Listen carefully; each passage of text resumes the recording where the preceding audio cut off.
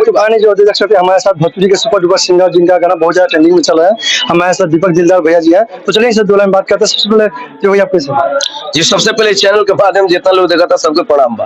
तो जो भैया आज आपका बोलो गाना शूटिंग चल रहा है, तो हाँ। भैया ये कौन सा गाना है भैया, कब का गाना है? अभी गाने हैं, बहुत सब गाने हैं, 2-3 गाने रिकॉर्ड हुआ।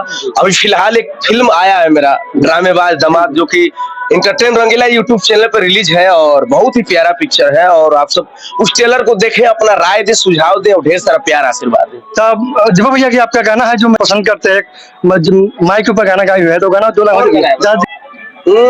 कि हनुमान जाके कही दिह करुणा निधान से, गलती कवन भइल बा हम जस नादान से, हनुमान जाके कही दिह करुणा निधान से।